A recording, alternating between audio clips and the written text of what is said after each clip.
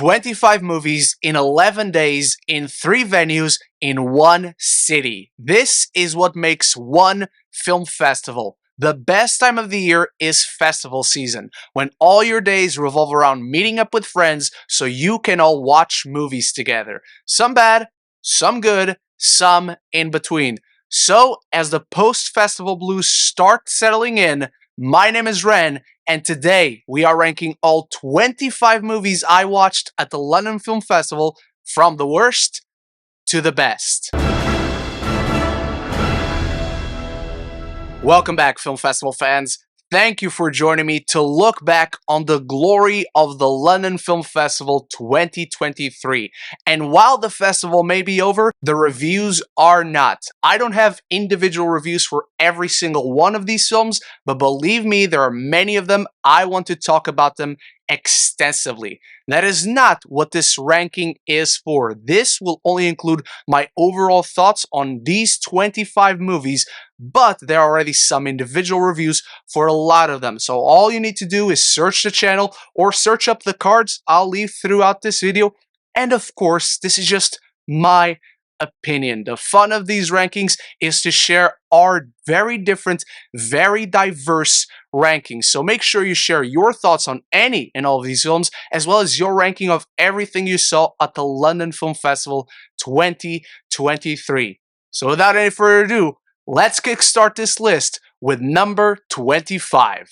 Foe comes in dead last, a dystopian sci-fi romance that actively avoids addressing any and all of the interesting themes and concepts inherent to its story, where Saoirse Ronan and Paul Mescal play one of the most devoid of chemistry on-screen couples I have seen in recent memory. The dialogue is hokey and wooden, most of it feels directionless, and the structure of the story just doesn't allow it to build momentum, mostly because it plays its hand so obviously from the beginning. The strengths of this story are not taken advantage of, and it plays as this sort of mystery where there's just confusion to it all. The performances are erratic and feel random, and it all seems to go nowhere, leading to a jumbled, messy, unsatisfying finale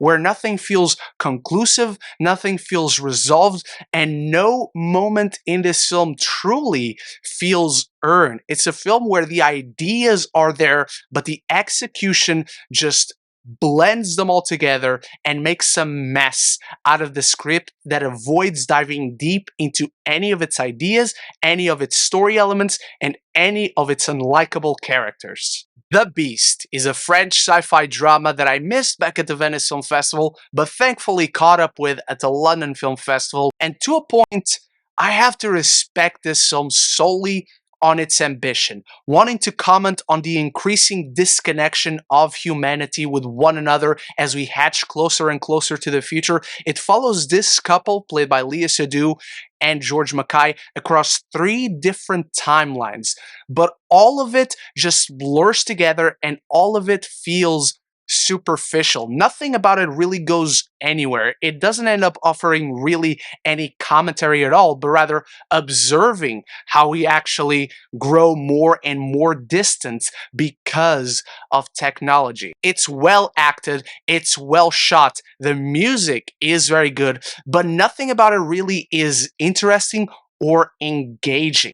It gets to be a little experimental towards the end, and it's fun enough. There's an amusement to it to see how weird and wacky it can get, but it's completely forgettable. Shortcomings is a film I knew nothing about, apart from it being Randall Park's directorial debut.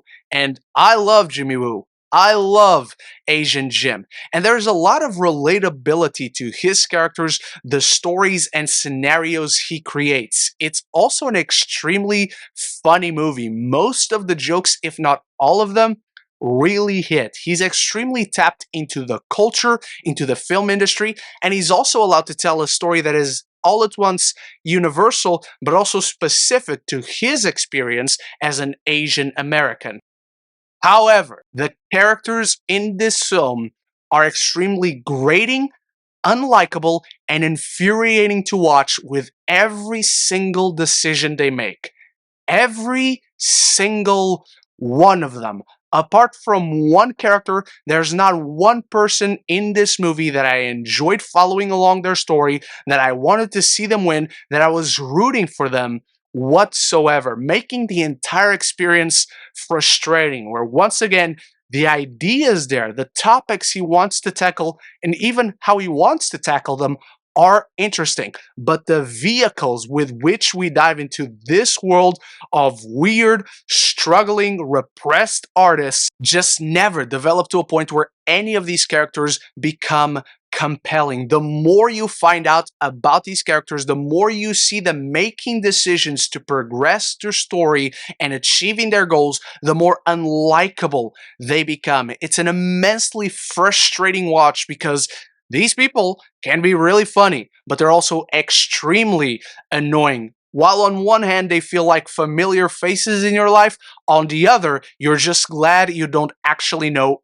any of these people. Evil Does Not Exist is my first Ryosuke Hamaguchi film. To this day, I still have not seen Drive My Car, but I bet it feels faster paced than this.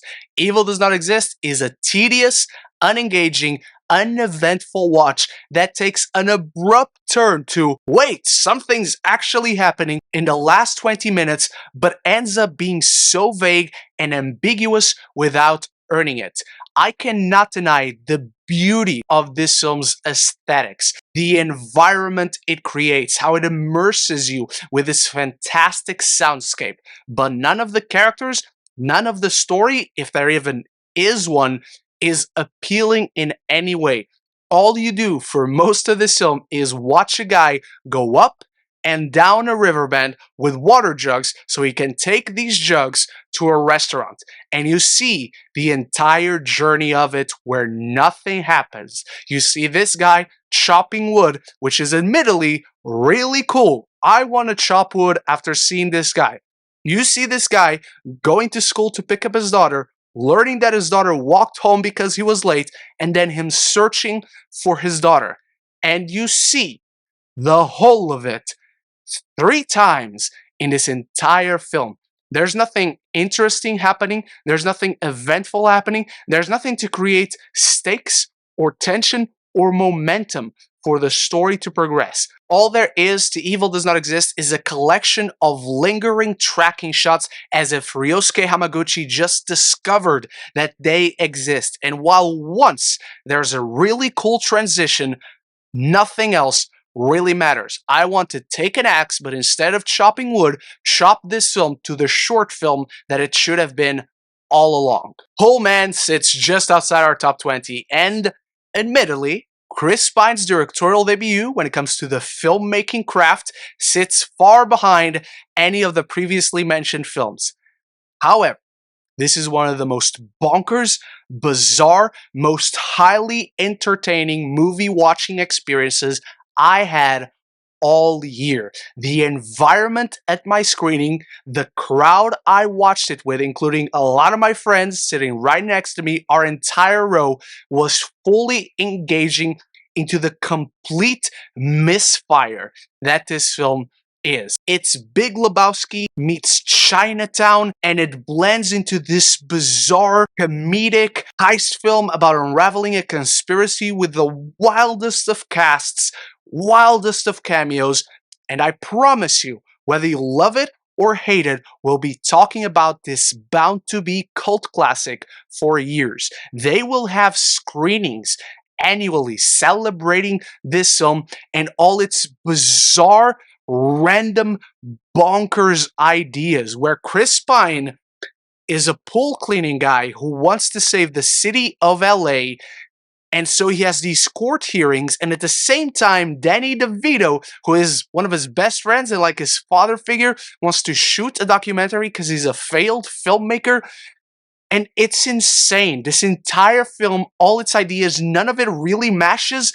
And it's one of those, this is so bad, It's brilliant. It wears its inspirations on its sleeve. The characters are literally watching Chinatown at one point. There are literal shots straight out of the Coen brothers, the Big Lebowski. There are literal lines, literal moments straight out of the Big Lebowski. And on top of it all, this dude has an obsession with Aaron Brockovich. Not the movie, the real Aaron Brockovich. Try to connect all those dots, you can't, and Poolman is all the more fascinating for it.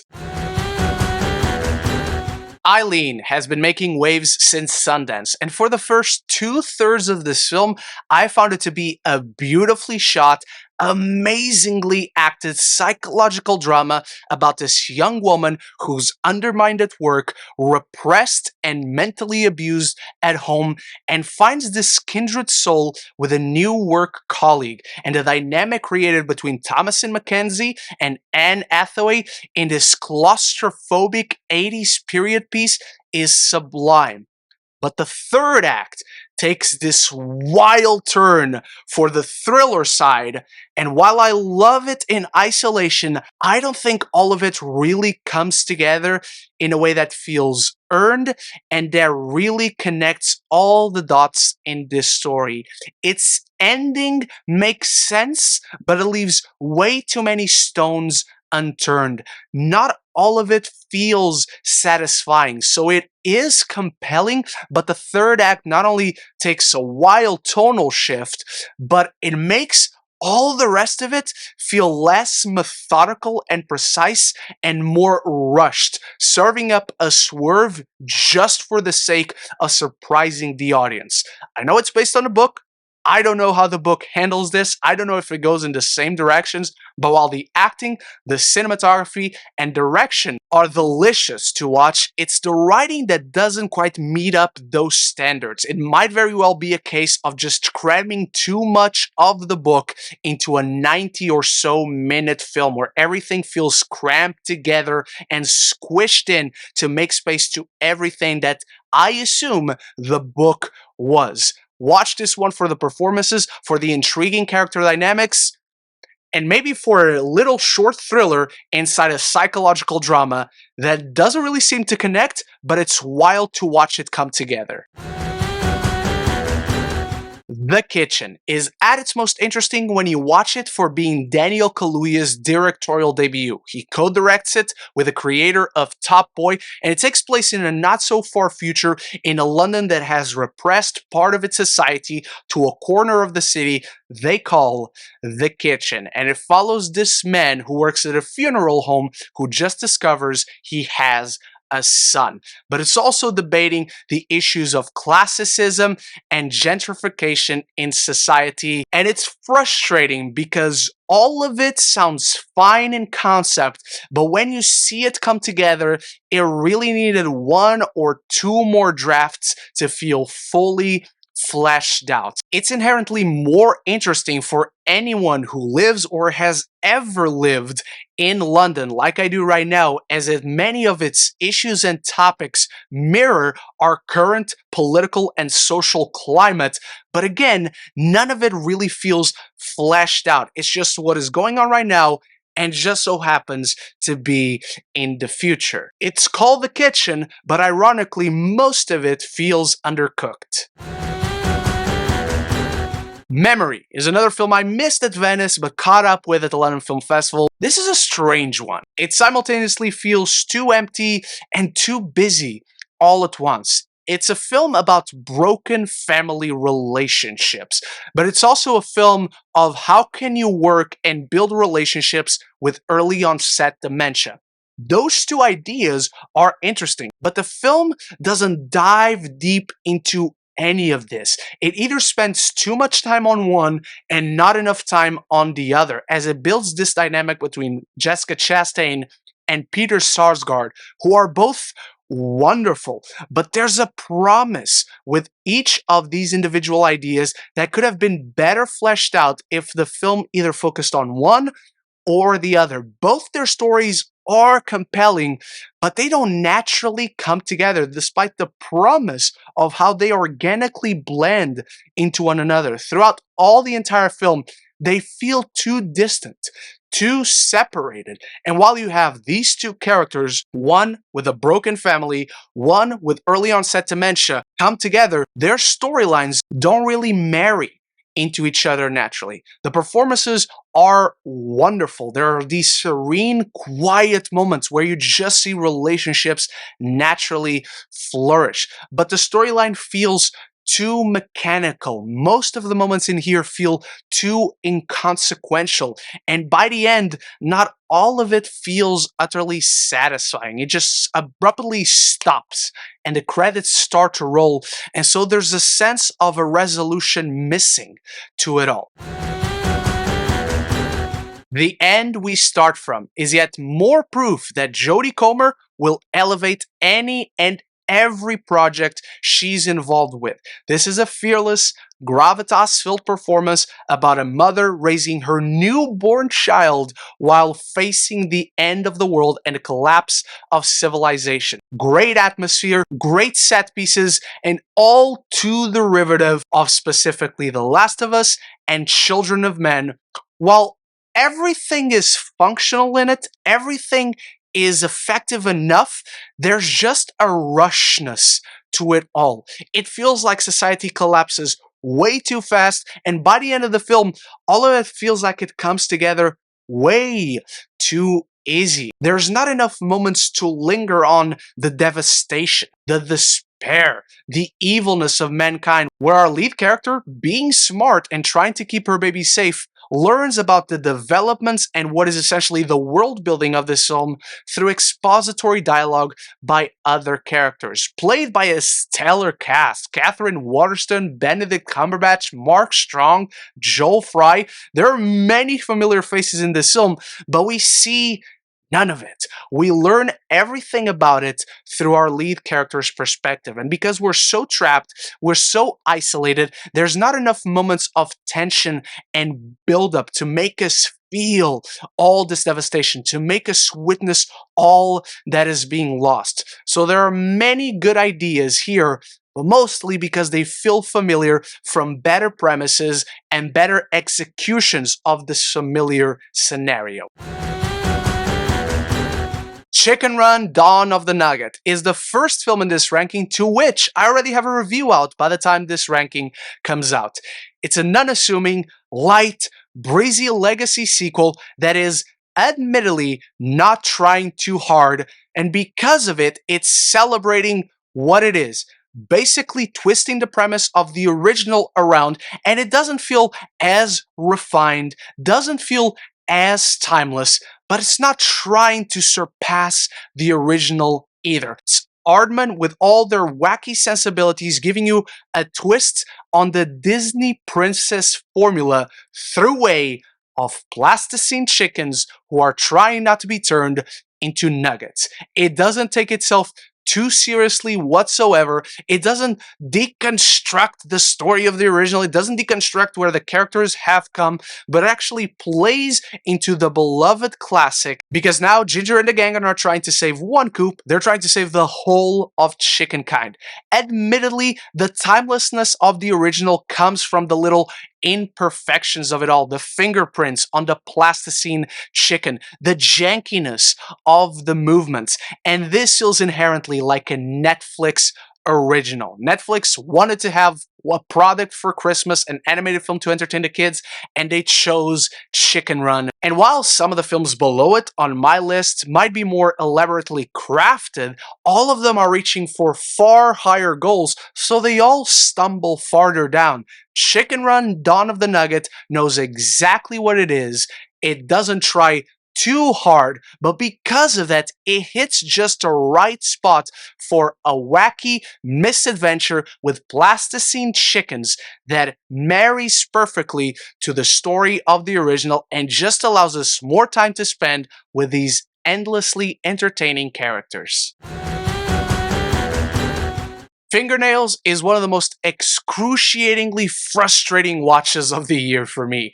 Jesse Buckley and Riz Ahmed bring a humanistic complexity to a world where apathy has become the default and emotionality feels like a strange notion, creating for this struggle between us connecting with the characters on a deeper level. From the beginning, it's a premise that immediately criticizes this erroneous world where love has become indoctrinated through a series of behavioral tests and is ultimately quantified by ripping off the fingernails of couples and sticking them in a machine.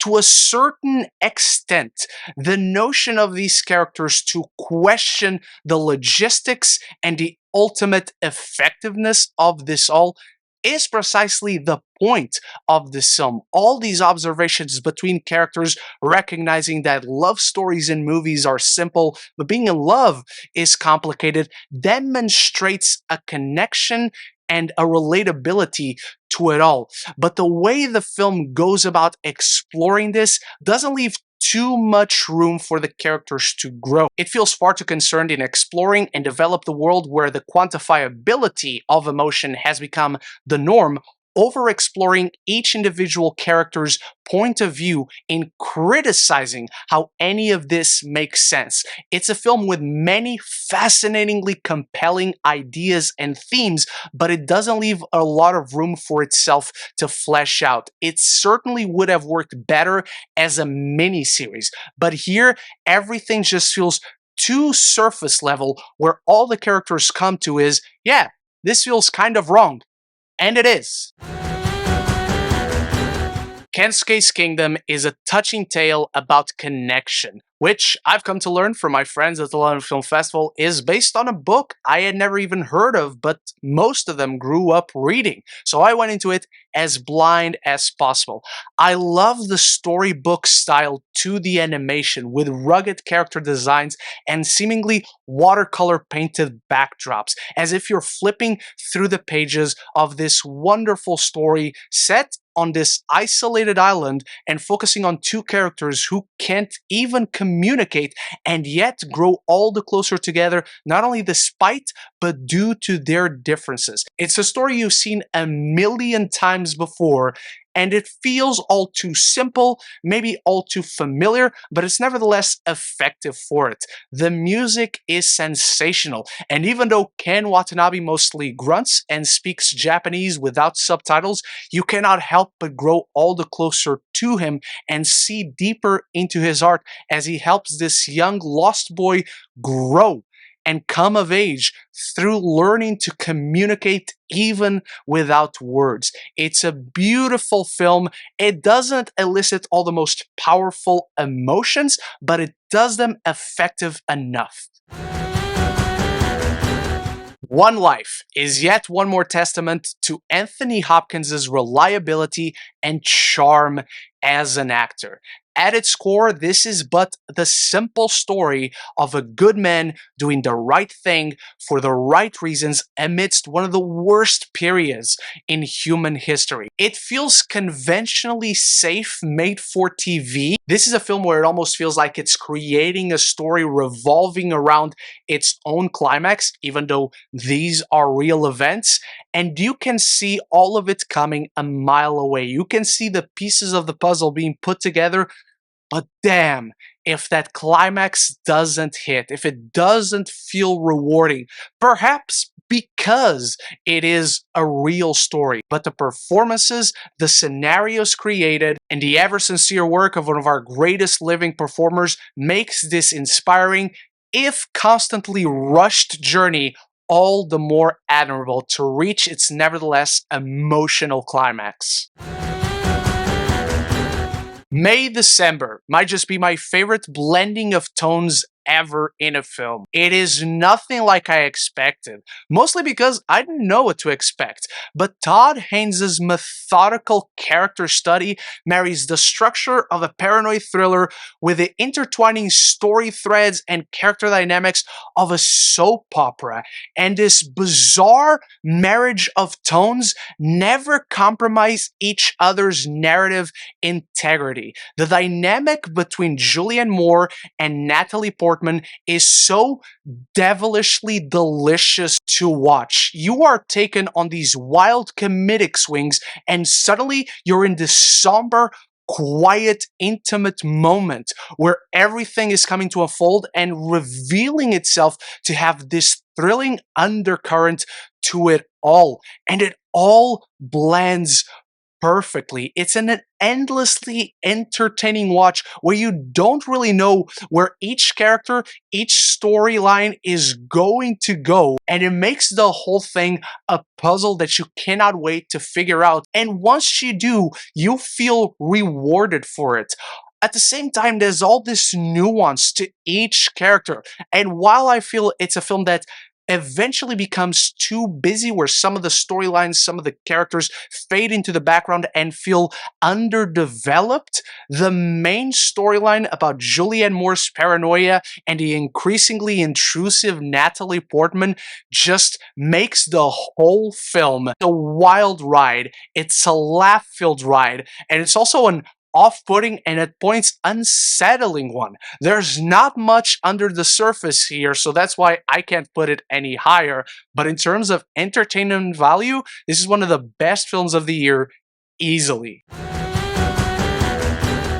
The Royal Hotel is a tight, eerily tense thriller that fully immerses you into the sense of constant paranoia and isolation of its two leads, who, in attempt to escape a dark, elusive past, end up in the middle of nowhere, Australia, where this intense work environment with constant badgering and constant loud shouts and intensity creates for this claustrophobic environment that is nail-biting. Director Kitty Green plays really well with escalation, where she'll create this unsettling environment that is constant, that is never-ending. You don't feel like you have a moment to breathe.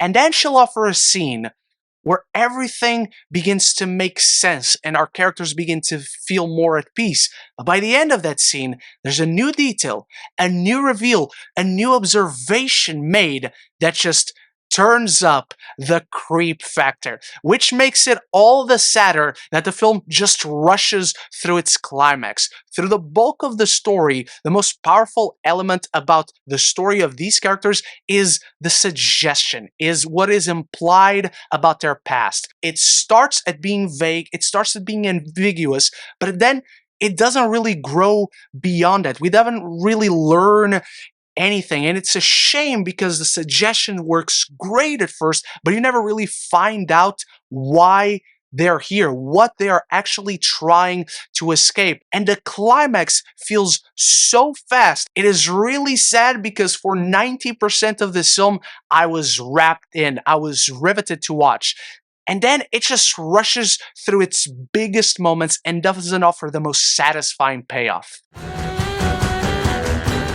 The Book of Clarence brings us into the top 10, and this film made me feel exactly the same thing I felt about The Harder They Fall and Westerns. As soon as I left James Samuel's sophomore effort, I thought, you know what? They should make more biblical epics. It's filled with music, filled with satire, it's sharp, it's clever, it's got an amazing cast, and it actually plays to the emotionality that is inherent to this story. It mixes redemption arc with underdog story, and it fills it in this setting. It allows James Samuel's individual artistic voice to shine all through. It is unbridled how his musicality fits into this half pastiche, half celebration of what the biblical epic is. Everyone does such a great job, no matter the minimalist of roles, you remember everyone in this. None of the tonal clashes fully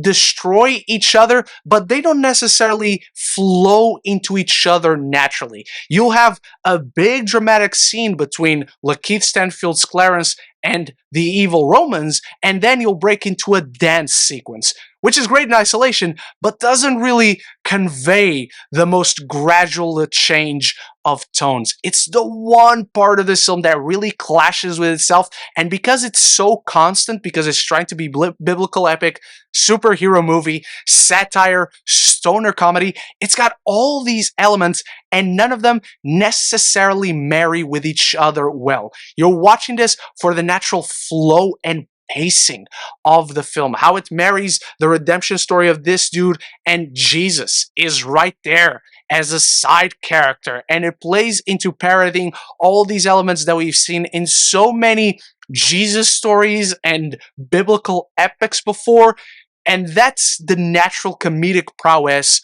of James Samuel.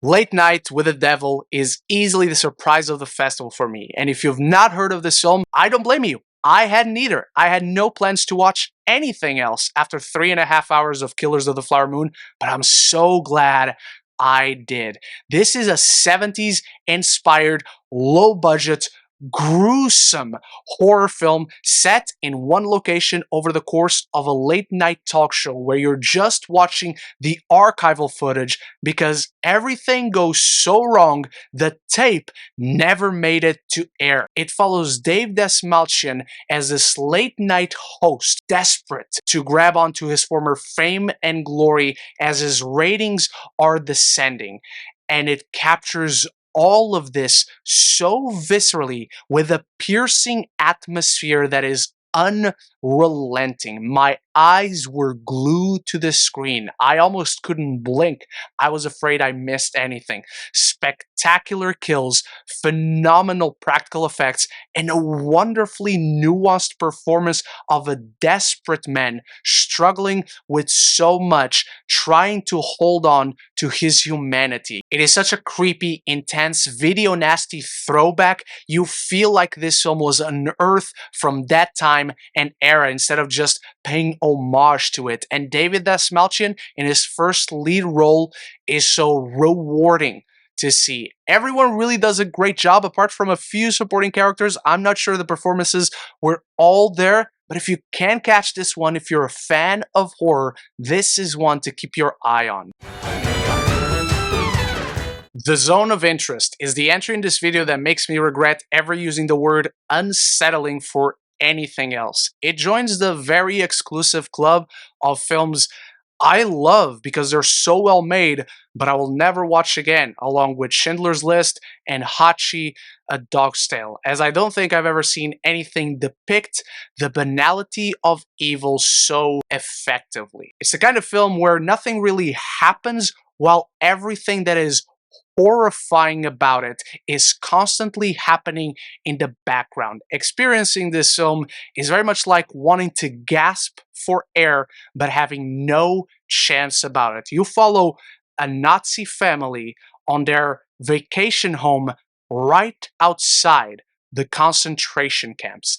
And if that sounds harrowing to you, it is. The sound design in this film is immaculate, and it creates this heavy atmosphere that feels inescapable. It's one of the most excruciatingly harrowing watches I've ever had in my entire life. The performances are superb. The cinematography lingers on these shots of superficial peace and tranquility, while everything you hear and the little details of conversations and what is happening in plain sight is exactly what represents the worst of this period of history, the worst of humanity. You feel chills down your spine constantly for the entire runtime of this film, and everything about it, the inactivity of it all, is exactly what is so derangedly evil about it all, about how these kids are being indoctrinated, about how they're growing up, the education they are getting, and how regular this living is for all of these people. There are two elements of this film didn't quite work for me. One of them is a story thread that wasn't entirely clear, doesn't really lead anywhere in this film. It's a necessary watch. It is a horrifying watch, and everything you hear in this film sears into your memory, making for an unforgettable movie watching experience. I have no particular issues with this film, but it's precisely because I don't think I can sit through it again that it doesn't sit quite at the top of this list, but its quality of filmmaking certainly outweighs anything that came before it on this ranking.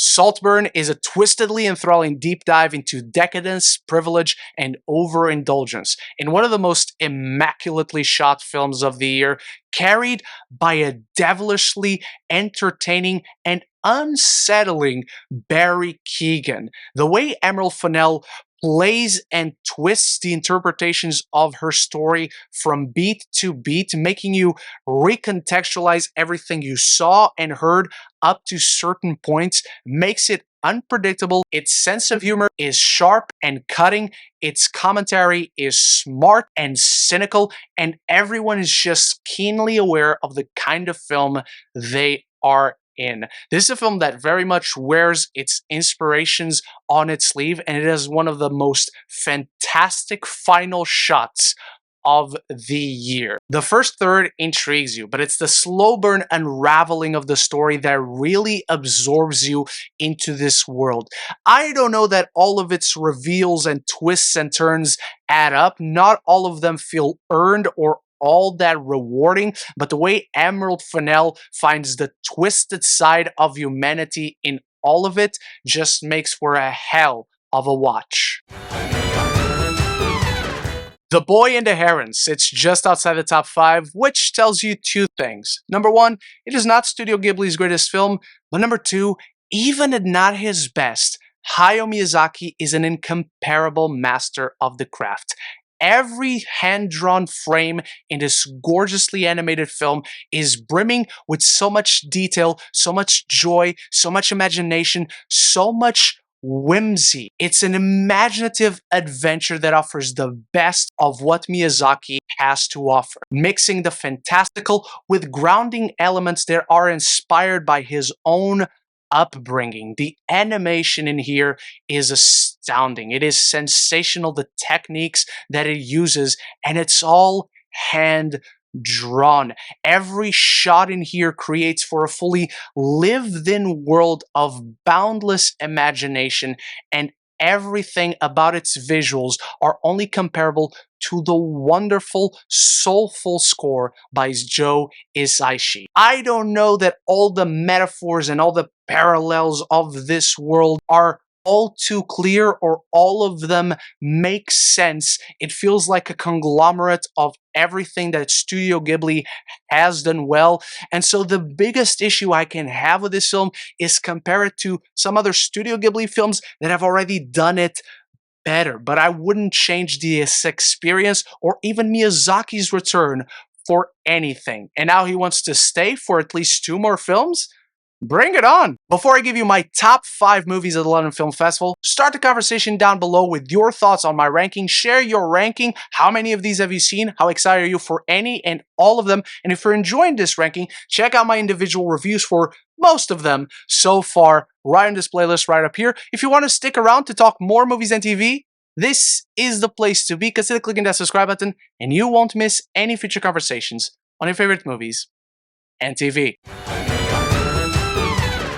The Holdovers is the film I cannot wait to unwrap for an annual watch every year. It's an immediate part of my Christmas tradition. It's funny, it's soulful, it's emotional. Paul Giamatti's performance in this is such a treasured delight. It's filled with sharp wit, cynicism, and it contrasts so well with the young naivety of Dominic Sessa in his debut performance. And the bond between these two to is so earnestly touching. It's a film that speaks to all the emotions you want to have around Christmas time, you want to be given from a Christmas film, but it's got this time capsule feel to it all. It feels like a film from the 70s. It's the kind of balancing drama and comedy that you don't see all too often these days, with genuinely one of the best scripts of the year and the quality that sneaks up on you. It's a film that holds your attention, entertains you for the first half, and then it really dives deep into the characters and its stories in the second half, featuring one of the best climaxes of the year with one of the best insults in films I have ever seen. The only downside to this film really is how it holds you at an arm's length for the first half, but it rewards that distance in its second half. I just want to spend time with these characters. I want to spend Christmas and New Year's with them. You really couldn't ask for anything more from a film that is bound to join your Christmas and really holiday tradition. Martin Scorsese's Killers of the Flower Moon is an eerily intense thriller that has grown on me ever since first watching it. And while I still don't quite feel it earns the full 3.5 hours of its runtime, the perspective with which this fascinating, harrowing story is told, where the true evil of complacency is highlighted in a tale of manipulation and greed and a powerlessness of an entire people as they're destroyed from within, there's a heaviness to it all, and you feel all of it while witnessing the absolute worst of humanity, the character dynamics and the power status that constantly shifts and changes has everyone on top form, from behind the camera, the cinematography, the score, Leonardo DiCaprio's performance, Robert De Niro in some of his best work ever, and Lily Gladstone as the heart of this story. While she does not have the most screen time, and certainly does not have the most active screen time, this entire tale revolves around her and her people, and you witness it all being burned to the ground by one of the greatest villains in cinema this year. It is truly an astounding feat from Martin Scorsese to deliver a blockbuster level tale about the worst of humanity that has been swept under the rug for far too long. It is a cautionary tale, and it also has his personal touch about his greatest fears about the past and the future, specifically when it comes to cinema. It's an undeniable master at work. And while I don't consider it its best, I don't consider the film I connect to the most when it comes to his filmography, it just speaks to his quality as a storyteller. The Bike Riders feels tailor-made for me. It's no surprise I connect with this film so much, it being a story of brotherhood, loyalty, and outcasts seeking refuge with kindred souls on the margins of society and humanity. Structurally, everything about this film really plays out as you'd expect. Being based on a book, it ironically is as textbook a story as you'd expect, but on a deeper level, especially in its second half. It speaks to how we care and nurture the things and the people we care for, and it's our own inactivity that destroys the things we loved the most. I adore everyone in this film. I adore just witnessing the story of a people that have their own ways of life, diving into this subculture in such a specific time setting in America and in the mentality of an entire people. Tom Hardy, Jodie Comer, Austin Butler are in top form, and Jeff Nichols just knows how to ground his story in relatable emotions. Like I said, it's not the film that will surprise you the most this year, but for someone who so connects with these themes and ideas, this is the film that I love the most, and almost a film I saw myself in the most. But we'll get to that in just a bit. Hitman is our runner-up, and it is the surprise of the year. I've seen this film in 2 countries, across 2 film festivals, and it doesn't have a trailer yet, so I can't offer you a full video review yet, but this is one of the best films of the year. As someone who is not that big a Richard Linklater fan, this film swept me off my feet. It is hilarious, it is romantic, it is thrilling at points. It's a neo-noir romance comedy about a real-life guy who pretended to be a hitman and fell madly in love with one of his would-be clients. Glenn Powell uses all his charm and charisma. They are all on full display, and as a co-writer in the film, you can see exactly the touch-ups he delivered to play to his strength. His chemistry with Adria Arjona is some of the best I have ever seen. This is Ryan Gosling, Emma Stone levels of chemistry, and they play one of the hottest couples in film. How they fall for each other, how that relationship develops is not only funny, and they have all this genuine banter that feels so earnest to it all. But it's because of that it all feels so natural. From the characterizations, the dynamics, the laughs, the energy that flows through it all, and a genuine sweetness to this romance that is so awkward and so strange. And one of my favorite scenes of the entire year, a scene that needs to be studied in acting classes, where all the imperfections make it all the more natural. I love this film. I cannot wait to talk about it. Netflix, give me a trailer now that you bought this film. All of Us Strangers is my number 1. A resonating echo of our experiences and emotions as humans. Rarely have I seen a film so viscerally relatable that all at once rips your heart out and puts it back together. Despite the emotional devastation of it all, there's a comfort in watching a film that so relates to universal experiences and makes you feel less alone. It makes you feel like your struggles are out there and encourages you to connect. This is a film about the words we never shared, about the moments we never had, about the hugs we never gave, and it calls out for us to connect to others, to the people in our lives, because it's the only way we can connect to ourselves. We can get so lost in our own repressed emotions, in our own struggles, in our own hurt, and let the past define us, that we become strangers to the person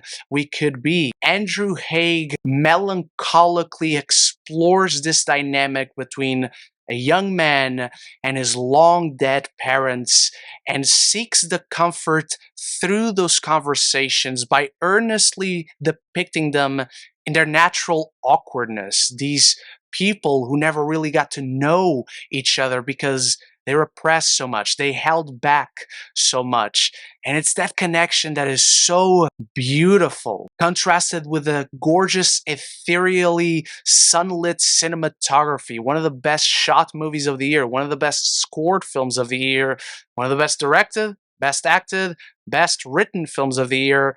Perhaps my favorite film of the year. It's a tender contemplation on grief that all at once assaults and confronts you about what you've been holding back, and all at once comforts your broken heart. It is one I cried and will forever cry while watching it, and so it's my number 1 of LFF. And that is my ranking of all 25 films I watched at the London Film Festival, filled with great movies, good movies, some in between, but all of them wonderful experiences because I got to share them with great people and experience a great film festival, one of the most epic lineups ever. So now, as we finally let the festival blues set in, it's time for you to start the conversation about all these movies in the comments below. Check out the reviews on the channel. More reviews are to come, and a big shout out to my channel members for always supporting the channel.